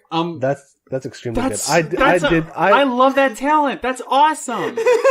I did do roleplay blogs in high school, and I will never tell anybody about any of them. Oh my god! I was in a Kingdom Hearts roleplay group. I was in a Maximum Ride roleplay. I have middle school. I have done My Little Pony Friendship is Magic role-playing. Oh my god. Okay, those are the ones I did. The ones I did were Marvel Comics and Homestuck. Oh, that's not very valid. We all made bad choices. Yay! Yay! Also, I role-played in World of Warcraft too. Hell yeah! Yeah. Let's run through some quickly. One question for me was gonna be was something someone did that really surprised me. I got this one. Was something this is from O Murdoch? What was something a player or players did that really surprised you, be it a character decision, a plan, or anything else? Lots of things. The heist happened completely without me saying that was wild. Would you rob the Culture Admiral? That happened completely without my intention. Though I guess I was it seemed like I was baiting Tuku pretty hard. With this guy being so rich. The fact that that the whole Purple Meadows arc went completely different than I expected it to. Because y'all didn't give up at any point. You just kept going back to the lake. I'm like, it's late, and it's like, yeah. I was like, okay. There's a big monster in there. What do you want us to do? Big monster. I don't even know what I expected. I just expected to have more time to introduce Horst and have him be on screen before you fought him and killed him. Well, he didn't last very long, so it was fine. We're efficient. Some performance issues is normal. What if someone got attached to him and then I killed him anyway? It's better that you didn't introduce him. Good. But we would have cried more and lived up to our name more, so I feel like... Oh, that's true. I'm gonna kill a character that we enjoy next time. Okay, we're gonna kill sorry, you. Everybody. We're gonna axe Charlie Axley's out of here. Oh God. Yeah, let's. Speaking of things that didn't happen, let's answer this Diane question. Was there anything y'all wanted to explore more but didn't have the time or resources? That's from Diane. So this one will be Mari, Sloan, me, Nikita. Yes. Ooh, hot seat. I don't know. Like I said, I like not having anything planned. So mostly I just go into sessions like, yeah, I wonder what's going to happen, and not like, yeah, I want to do this specific thing. Okay, so here's the thing. I wanted Radiant to get a costume from someone very specific, and it was the only elf in Lowtide who is a tailor, and their name is Santana, and I was robbed of that opportunity. I'm very sorry about that. We will meet Santana later, I'm sure. Santana 2? Their name be like Santana Drab? It's Santana AC/DC. Is it really Santana AC/DC? Yeah. Nice. It is now. Okay. It could be like... Never mind. It's Santana AC/DC. Oh, well, I was gonna say it could be like in JoJo's they spelt like AISEAC, like that AC, they spell it out. Oh, yeah. Literally Yeah, This is absolutely. That is how that's spelled. It's like EISSDEEC. Wait, I've lost it. Forget it. EISSEDEESI. Yes. Yep. Exactly. Okay. All sorts of wild shit. Sloan. Castellon. I like dwarves. Adeline lived in Castellon when she was a kid. I would like to go there. I would also love to go there. Yeah. Apart from that, also, a proper elf, research place where they camp out along the magic lines and research them. Yes. When we get there. I also very much want to do that one, though, because that sounds so good. Yeah. Okay, folks, shut up. Yeah. Disaster Sisters. Yes. Radiant and Ford still have to do their blood pact with Yes, with Doug Dimmadome. I'm very excited for that. Holy shit. I feel like it's sort of like something that if this were a more normal campaign, I feel. Let me start over. If this were a more normal campaign, I feel like Fontaine Industries and Zara trying to make a company and stuff like that would be more of a driving force for her. And that's been kind of waylaid a little bit, reasonably so, because when you're kind of dealing with, fate of the world shit and you're the chosen one to stop the world from ending, you kind of have to, waylay all your plans to do that. It just seems to make sense to me, and I think it seems to make sense to Zara. But, if there was a more, slower paced normal campaign, I would probably devote more time to Zara Fontaine the industrialist. Yeah, I mean, and maybe there will be room for that in the gap between seasons. Oh yeah, that's a good point. Gotta get a branch office somewhere. A bit of a time skip. So maybe we can talk about that between seasons, and maybe that'll be a love letter or something. Also, I'm sure we're going to go to Valentine at some point, so that's kind of a moot point. But obviously, it's my fault for making a culture that was more isolationist and nationalist. But obviously, there's not as many Laganels around as some of the other races, which is a little bit I like them. Because they're like me, and I go. Yeah, kobolds and Laganels are definitely the least represented groups in this season. Kobolds more so, because there's only we've only more seen kobolds, one. more kobolds, more kobolds. Mary went to the bathroom, but she would also yell more kobolds. Yes, and I heartily agree. Nikita, was there anything you wanted to explore more but didn't have the time? I don't know. I think I would have liked more, to explore more the god stuff and religion. Mm-hmm. How is Cella, and the following of Cella, how is that different from the other major religions on the archipelago, and stuff like that. I think that would have been really fun. Also, Deep Cut, when we were on our way to the structure, I remember you asking us to roll for something, and then we fucked up. And we could have met a merchant that lived on a turtle or something. Oh shit, Frog Boy. Yeah, right.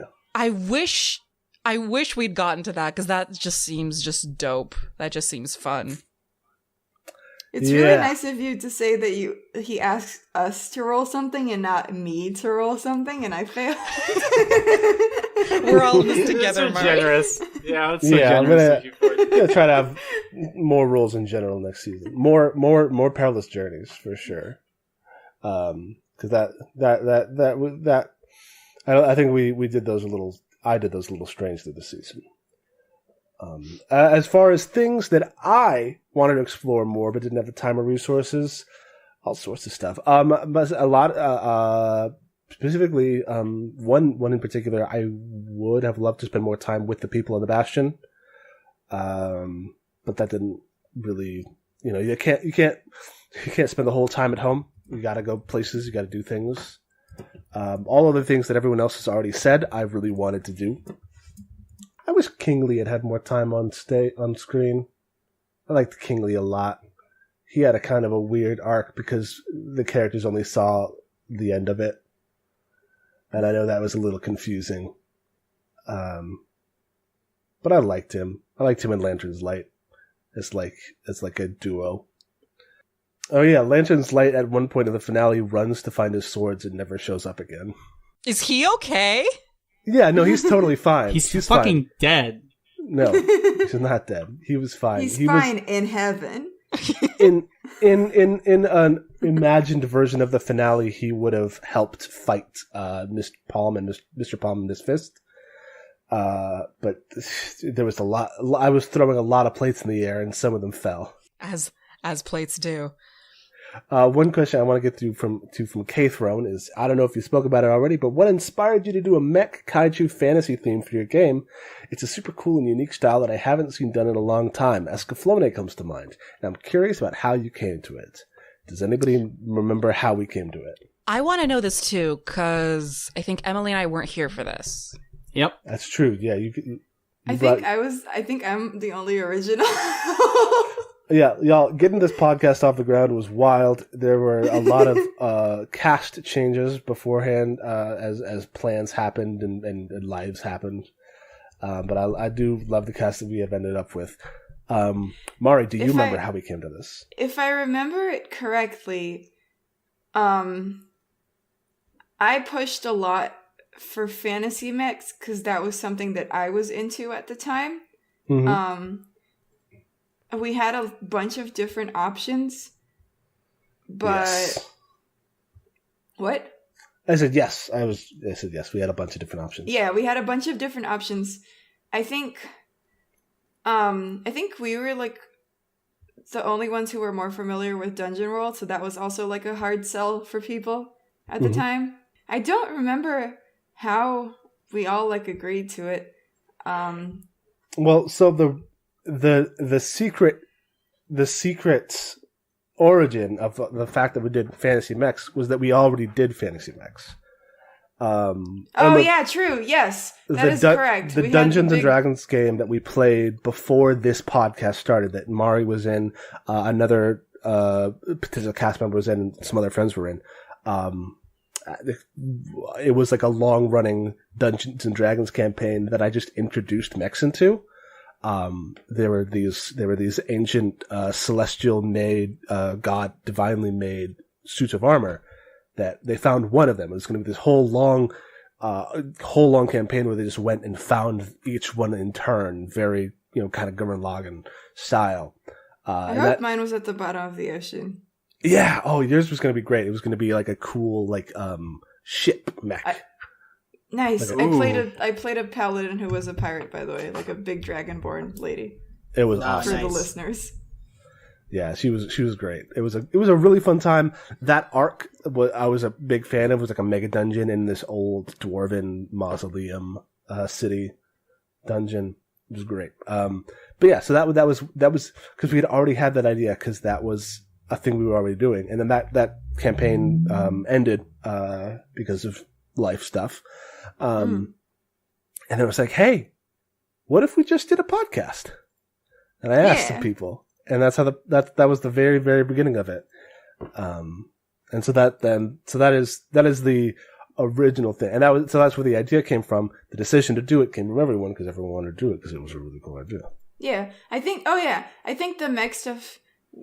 Yeah, I remember something being a harder sell. I think it was Dungeon World itself, not the mech stuff. I think everyone was on board with the mech stuff. I was just going to say, it's funny that you mentioned that the fantasy mech stuff was because you were doing it in a campaign before, because Prototype Zara was NPC in a campaign I ran for some friends like the year before I did the podcast. Oh yeah, there's a number of things in this campaign that come from things that I did in home games before. The Obsidian Author is is a character that I played in a Dungeons and Dragons campaign, where he was just a bard. And I really liked that character, and I thought he would fit the aesthetic of the campaign, and so I made him a god in this campaign. Because I can do that. You can just do that. I don't know if you knew, but you can just do things. Yeah. If I want a character to be there, I can just be like, bam. And you can be like, hey, can this character be in there? And I'm like, yeah, bam. Okay, put Elle in. Oh, yeah, maybe. Yeah. She's my favorite. She's good. She was good. So that's that. Anyway, that's why in season 2 there's going to be cameos of every single one of the PCs of Artstock. Yes. That's right. Exactly. All right. Let's see. We're probably down to the wire. Probably almost finished. Anyone got any more? Here's one from Jagannath for everyone. If you had to name your favorite tabletop RPG system other than Dungeon World, if it is Dungeon World, what would it be, and what do you like about it? If, Masks. For example, some of us have not played as many, we can also say, what systems do you want to try? I think that's also a good answer, a good question. Nikita, would you like to start this one? Yes, I would like to start this one. I don't know if you agree with me, Emily, but masks. It's real good. The mechanics of how the stats work, I think, are really interesting because you play as basically teen superheroes or like young adult superheroes who haven't come into their own yet, per se. So all of your stats can move. And if someone has influence over you, they can move your stats. And all adults have influence over you. And your stats, instead of being set in stone and being physical or mental characteristics, are how you see yourself. So like if you see yourself as dangerous or a freak or normal. And I think that's just a really interesting concept, and it's really well done. I think it's from Magpie Games, right? Mm-hmm. Yeah. It's probably my favorite game system. I'm also really enjoying Deadlands right now. It's a good one. Mari. Yeah. I haven't played as many. I've played D&D, I played Dungeon World, I played Farflung, and I played Tales from the Loop. I really like Tales from the Loop. I'm not sure how much I enjoy playing children characters, because it feels like it get one note pretty easily, but I did really like a lot of the mechanics on it. I'm very partial to Dungeon World, and I'm very partial to the background part of D&D. I would really like to play, I don't know, Call of Cthulhu always felt kind of intriguing to me. And I've always wanted to play Blaze in the Dark. Maybe I will someday. Maybe. Sloan. I've probably played the least amount of games. So, I also want to play Blades in the Dark. I want to play Monster Hearts sometime. Oh, yeah, same. Monster Hearts is very good. I can't think of anything else. There's probably more. You know, you just sort of like, does anybody else sort of like collect them? You're like, I'm going to play this one day, and then you just never do. And there's like 6 games, 7 games that you want to do. Then you just end up playing Dungeon World again. I've spent a lot of money on drive-through RPG sales. Oh, I have so much from drive-through RPG. Yeah. Yes. Yeah, but I like Dungeon World, and I do like D&D, bits of it. I like D&D after I've taken to it with an axe and taken out all the things that I don't like. Nice. That's a good way of saying it. Emily. I'm with Nikita. Masks is my favorite RPG. I actually, and this is going to sound crazy because I write a superhero comic and I very much enjoy superheroes, but I did not think I would enjoy a superhero RPG. It never really appealed to me until I played Masks, and then I realized I was a fucking idiot. And I think part of it is because I do feel like Masks, of all the games I've played, it reinforces its themes with mechanics very, very, very well. Every mechanic in Masks relates back to its main themes and its main drives, and I think that it does a really good job of that. I have played a lot of Powered by the Apocalypse games. I've pretty much played all the big ones except for Blades in the Dark, which really isn't Powered by the Apocalypse. And I actually, a lot of people who are big in Powered by the Apocalypse don't really like Dungeon World. I do like Dungeon World. I think it's fun, I think it's easy, and I think it's a very good middle ground between a crunchier game like D&D and a very, like, no-crunch game like Masks. I want to play Bluebeard's Bride, which is a game that I've always talked about playing, but it could never, like, get off the ground. I've also played a lot. I also really like Monster Hearts, but with the caveat that the group I have that I play Monster Hearts with is very much like the right group for it. And I think that that's super important for a game like Monster Hearts, which is a game that's very much about like sex and abuse and stuff like that. And I think you need the right group for that, or else it's not going to be fun. Mm-hmm. I like a lot of games. I read a lot of games. I have, over the years, collected a lot of games that I just read through and think about how I would run them. My favorite game that I have played could very well be Masks. I think I also really like Monster of the Week. I had a really fun time running Monster of the Week for a long campaign. That was one of my favorite games that I've ever run.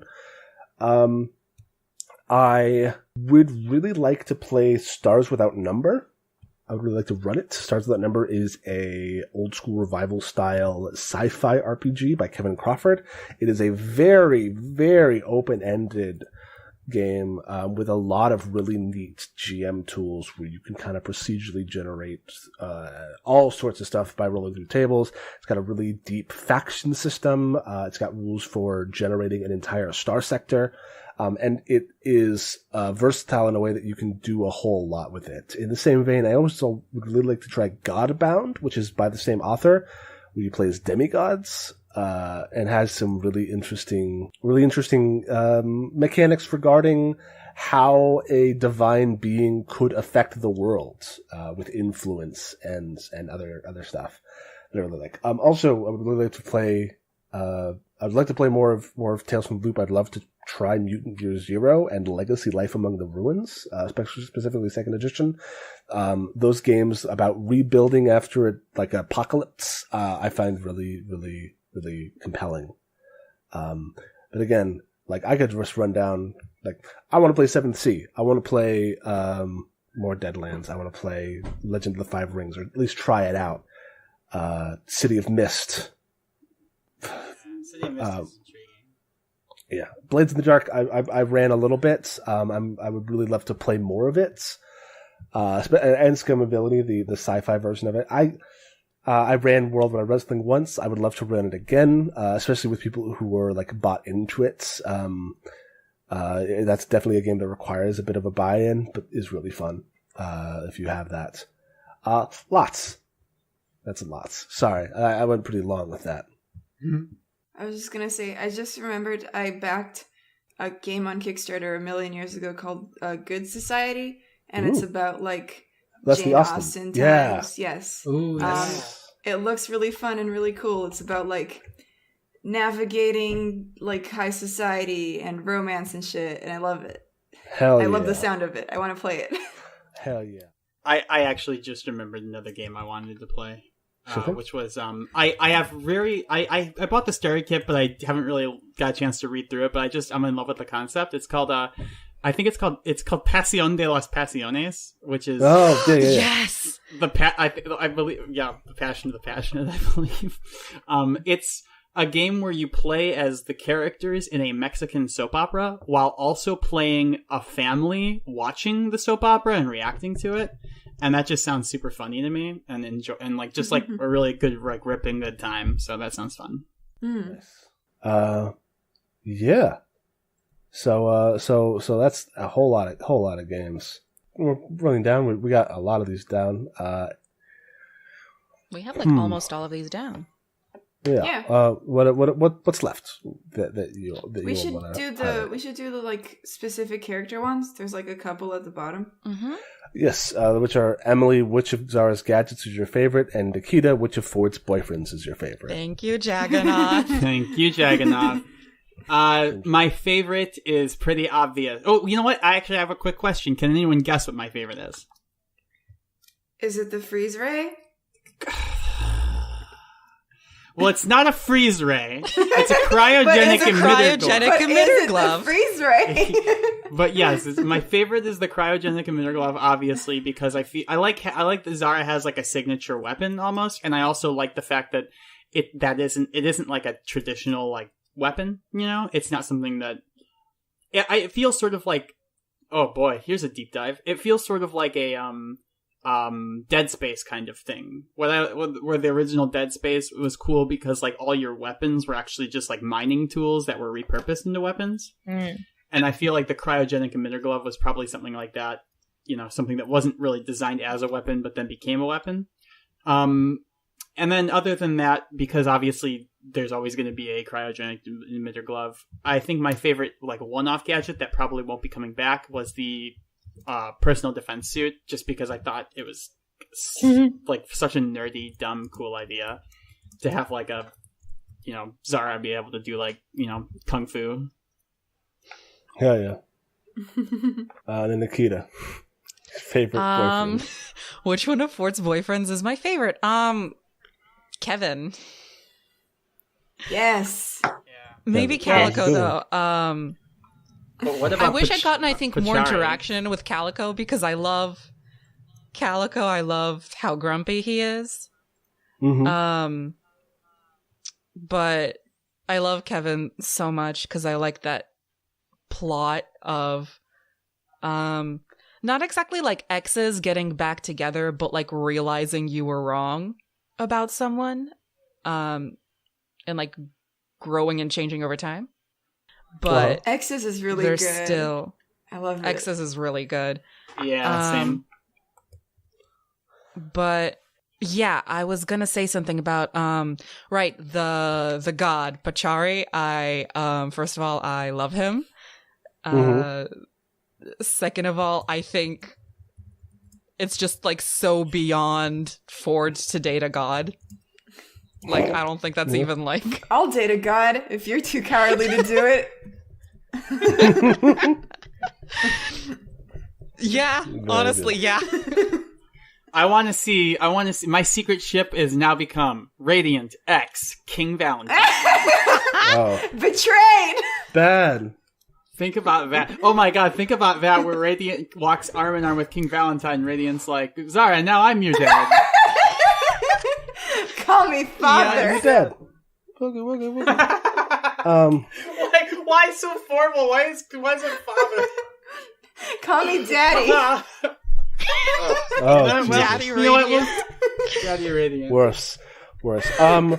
All right, I got a couple ones that I want to ask. Let's try to get these kind of rapid fire.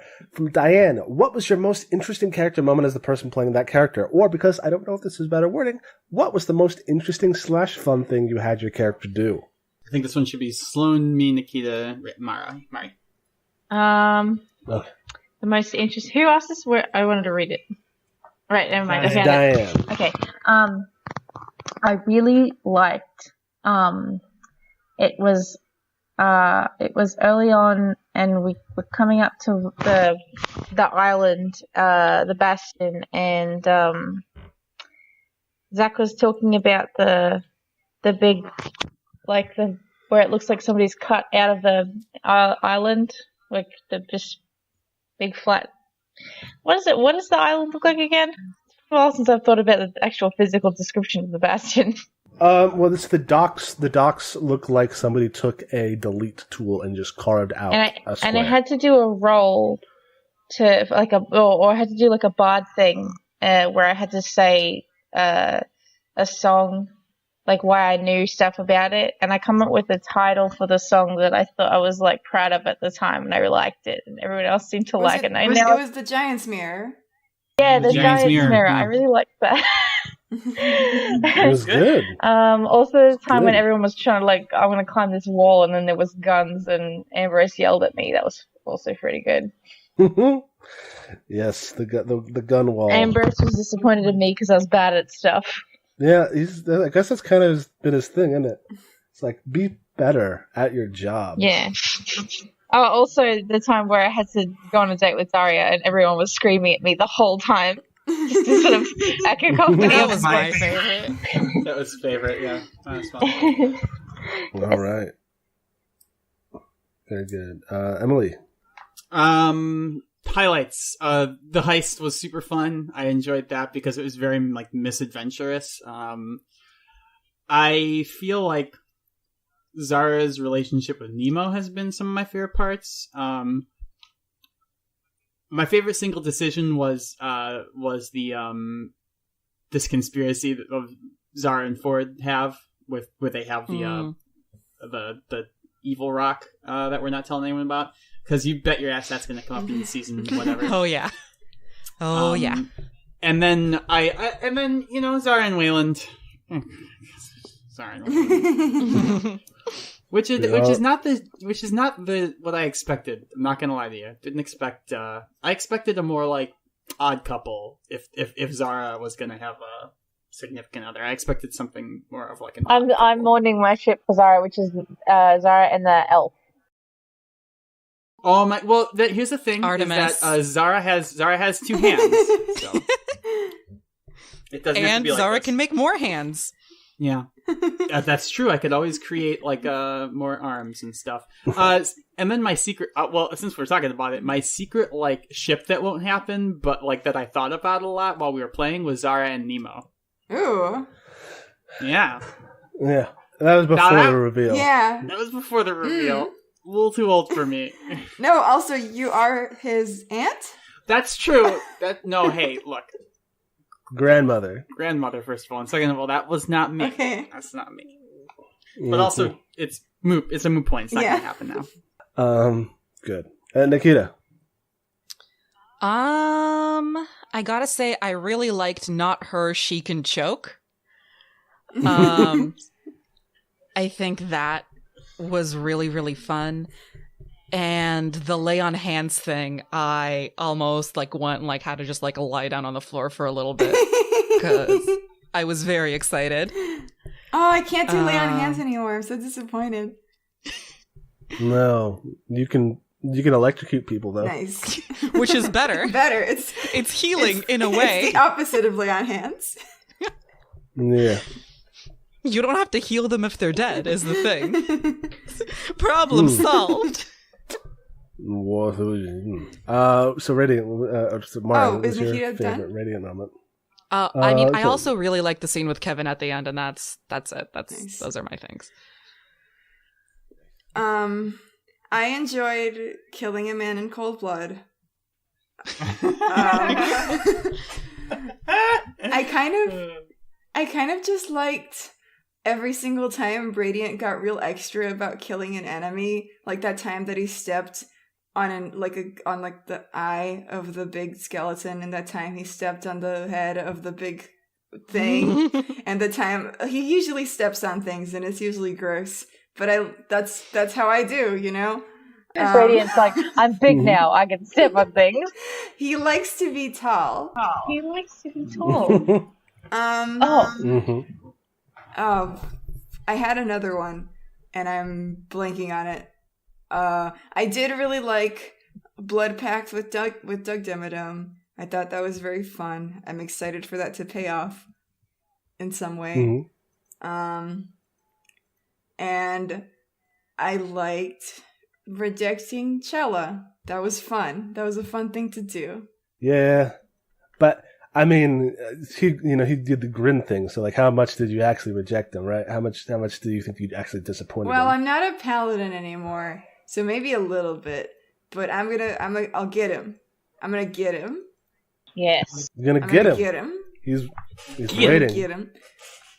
Prove it. That's what he said. Since we're going into ships, Radiant and Chella is my ship. Obviously, yes. Everyone knows this. Radiant and Jameson is cute also. That is cute. That would be good. The Boys. Another like weird random ship that I've definitely thought about is Zara and Ford. Yeah, That's yeah. You thought about that one too, Nikita? Yeah. Oh man. Well, Too bad. we all have Ford's two just hands. like real gay. Yeah. Yeah. We have two hands though. Here's... one I forgot. I also like to kill that shark. I did enjoy that killing that shark. Also, if Adeline hadn't it was going to be either Daria or Donda, one of the big ladies that starts with D. Oh god, I love Donda so much. Can I just say, Yeah. for NPC congeniality, Donda has got to be on my list. I love her. I think and Adeline and strong. etc. would have also been really cute. Yeah, that's true. Oh Yeah. God, Adeline- yes, that would have been good. Adeline does only have one hand because the other hand's holding a mandolin, but I think that relationship drama is fun. So Oh, another, and also Zara and Alexander would be a good one. Oh wait, Yeah. fuck! How did I forget my werewolf boyfriend that I'm still gonna try to romance, Mr. Thoreau? Oh, hell yeah! He's so. I liked him a lot. He's so. Okay. He's doing his best. He's So, earnest. Radiant gets with Thoreau, and then Zara gets with Emerson, and then Zara's like, "I'm your mom now." That's how we'll each become each other's parent. Okay. I think we should get one more of the questions at me, and then we will. There's two more that I need to ask all of you. Ooh, Mr. Wee. Yeah. So someone pick a me question. What do you want to know? Oh, hang on. I went off the page. Yeah, Mara, you can read it this Oh, time. yes, I haven't read a question. Let me look. Oh, wait, there was like an Adeline specific question that we didn't get to.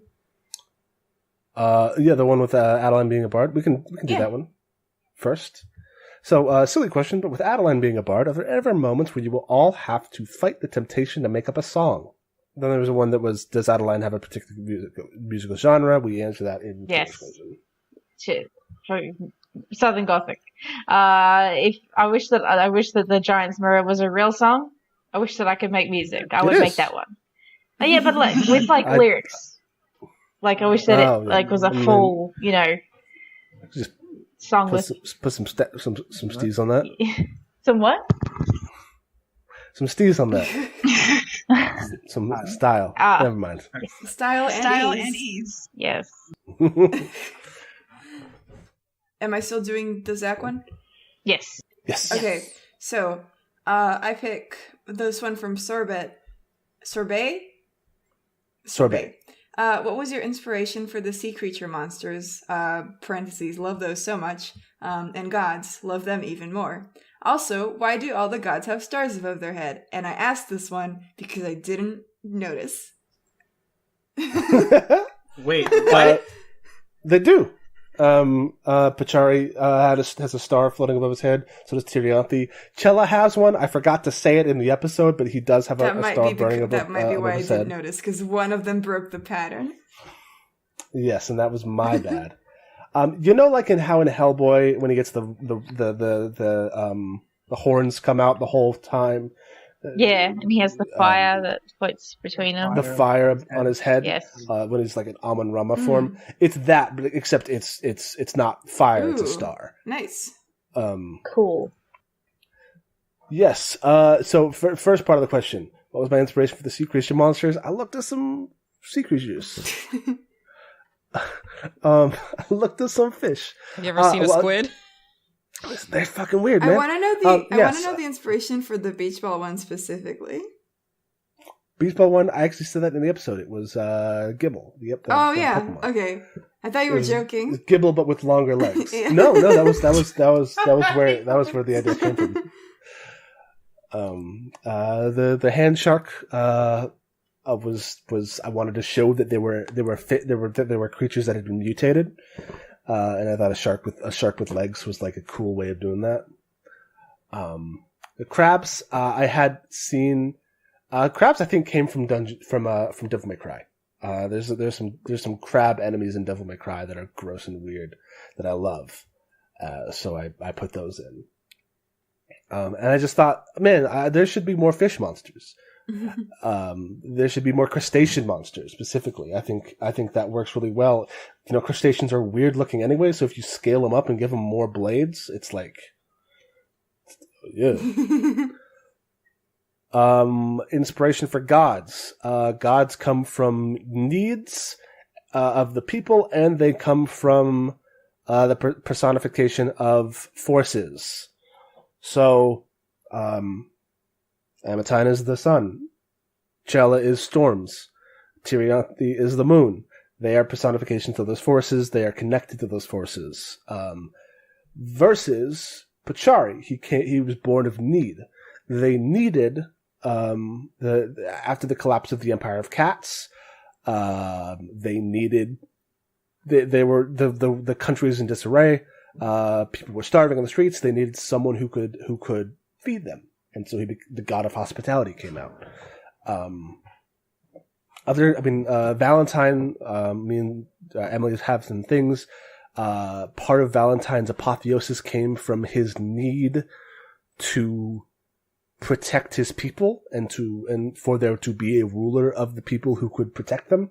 As for why do all the gods have stars above their heads, do you think that's a spoiler, or should I just say what it is? I don't know why. Yeah, I don't know what it is, so I don't know if it's a spoiler or not. Like, it's up to you, my dude. Is it a spoiler? Well, because they are stars. Ooh. Gods come from space. Oh. That might have been a spoiler, actually. Yeah, it might have been a spoiler, actually. Might have been a spoiler. Or like I had, there's like an event in the history of the world that I've had in my head called the Starfall, where there was a star shower, a bunch of stars fell to the ground, and touched mortals, and they became gods. That was in my head how Chela became a god. Oh, cute. He was like a guy who got hit in the head with a star and got godly power. That's how Radiant. Yeah, I was about to say. Radiant's a god. Radiant's a god. No. Radiant's a god. Radiant's a god. I support this. But he could be, because if you kill a god and take the star from their head, you can take their divine power. Don't tell us that. I'm gonna be the new moon god. If you eat a god, you absorb the power. So that's why all gods have stars above their heads. Because the stars are, and also stars are like a symbol of the cosmos, and gods are in touch with the cosmos. Does that make sense? Yeah. Yes. It does. Yeah. All right. I think it looks really cool. Yeah. My next question, the second to last question. Everyone, at what point did y'all decide that at least some of the new Titans were gonna be wizards? Wait, what? And who's that from? What was the question? That is from O. Murdoch. At what point did y'all decide that at least some of the new Titans were going to be wizards? Or like more broadly, some people have changed classes. Okay, and stuff. class change. Okay. Yeah, they had specifically magic. They had an extension of their question, which is like, it's based on the following conjecture. Mari said, "Is this how I get magic?" When Adeline failed their role. Radiant already has magic, and so does Adeline, despite her saying something very similar to what Radiant said as well. And then Adeline unlocked her magic thing, so she was all like, "What is this? Who is this?" I think for Radiant, it was literally in the moment. I was torn between Immolator or Barbarian, and I picked Immolator. And if it was Barbarian, he just wouldn't have any magic. I honestly don't have like a deep explanation for why I chose Immolator. I just think it's cool as hell. I knew for a while that I wanted, if something went really bad with Adeline, like if she really messed up a role, or if she ended up going to like the ley lines or whatever, and something really bad happened there, like that she would start to develop magic powers, like wizard powers. And in my mind, that was going to be not changing classes, but like multi-classing, because I'd never thought that she would not be a bard. And now she's not a bard and she's a full wizard. Because sometimes everything happens so much, and you fail a lot of rolls as a bard, and you lose faith in your abilities. It's very sad. So you get new ones. Yeah, that's probably going to be the like your time skip level letter is probably going to be about how you became a wizard. Yes, I'm excited. Yes, Emily, I think you might have something about this too. Well, I'm going to be sticking with Artificer because I actually really like that class, and I don't think there's a reason for Zara to change. But I am going to be taking a move from. I'm going to be taking Arcane Art from the Bard. Sorry, I guess a little bit of a spoiler alert, but it's going to happen during the time skip, so it'll be something that we explore more when we come back to the Endless Sea. But yeah, it's not a wizard. Arto was a wizard, but when I was looking through the wizard, I don't know if I want to get into all this, but basically when I was looking through the wizard things to pick like a wizard move, none of them really jumped out at me as being very exciting. And not only that, but then Sloan decided to multi-class into wizard, and I didn't want to double up, so I figured since we were losing our bard, I would pick up the mantle and have that. And plus, I think Arcane Art and like Bard is it's even though it's not a wizard move, it's a very Arto move because it's magic, but it involves performance. And it's something that's very out of Zara's comfort zone. So it'll be very, very cute to watch Zara do little stupid dances. Oh my god. I just realized that Radiant can't go home now because he's not a paladin anymore. Oh no! You can go No, home. he can't. He'll be shamed to the family. How will they? We just gotta pretend. We gotta pretend you're still a paladin. Oh my god, we can get paladins, yes. Oh, you can make. I can make you a bunch of inventions that do your powers. I could make you a bunch of inventions that like simulate your powers. Yes, this will work. This will work. And then like if you do any lightning stuff with your immolated powers, you'd be like, yeah, that's a new thing that Chella gave me. Yeah, just lie. And like we have those like sheets of metal that we shake around. Whenever Radiant pretends to cast guidance, Ford shows up in like a dragon costume and is like, "It's me, Chella." Yes, it is me. Hello, I am Chella, your god. Bow before me. It's just that scene from Road to El Dorado where the volcano just happens to go off in the distance. And they're like, that was the sign. And so the final question from Jagannath, as a related question, do you think the podcast will return to the archipelago in a future campaign? No. If so, how near or far down the road? Yeah, nope, this is the end. No, we're coming back. Everyone's dead, actually. Yeah, everyone died off screen. It feels like everyone's arc is completed and nobody has anything to deal with, so I think we're good. Poochie died on the way home to his planet. No, we're coming back to it. Not in a while. It'll be a bit, but we'll come back. We got shit to do, and I'm pretty sure the outro of the final episode is going to stay much the same. But let's tease or talk a little bit about what we're doing next. Do we want to say what we're doing next? I got a little write-up thing that I wrote at the beginning that I could probably just read if y'all want to hear it. Okay. Which is Fortune City, the city of the future. Built by genius industrialist Sharis Morrow, the city stands as a beacon of hope for the bright future of all mankind, a mere decade after the end of the Second World War.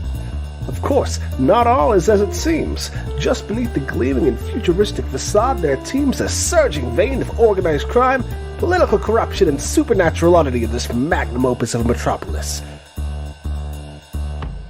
Follow our heroes, a band of intrepid private investigators and outcasts at the fringes of city society, as they strive to uncover some of the skeletons in the city's closet.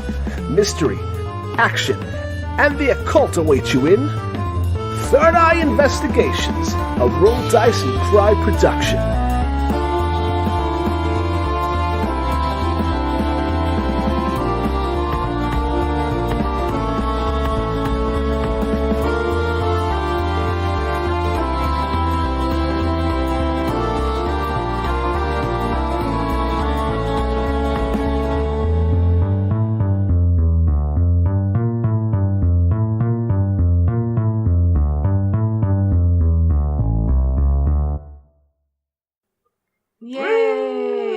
So do we say something or do we just not say anything? We're going to do a fun reveal, the silhouettes thing. I think we should not say anything. We're going to do the silhouettes thing. Okay. Yeah. Yeah. It'll be, we'll say this, and this is the last you'll hear about it before episode 0 comes out. Yes. Yes. So that's right. the thing. That's the thing. We did that thing. We did it. Woo! Wahoo! Yeah. Hey. Thank you, everybody, for listening. Blah, blah. You guys are great. You make the world go round. Thanks y'all are everybody wonderful. who tweeted about the show using the Articast hashtag, which is really wonderful and helps spread our show and introducing it to your friends. Big thank you to everybody who did any fan art, which was all very beautiful, and I just loved every single scrap of it. It's so It good. was really good fan art. Thank you for being personally responsible for my death every time anyone drew anything. But even if you don't do fan art, or even if you don't tweet about the show, just thank you so much for listening. We appreciate you. There would be no show without you. Also, thanks to the people who sent in questions. They were really fun. Oh yeah, they were awesome. Yeah. They were awesome. Good I wish we could have answered all of them. Me too. We answered almost all of them, but not quite all. We didn't even answer. Just tweet at us. 20. It's There were fine. like 40. Tweet at Yeah, I mean, if people demand it, I could do an AMA, but I don't think I'm going to do that. Yeah. So, hell yeah. Good job, everybody. Season 1, out.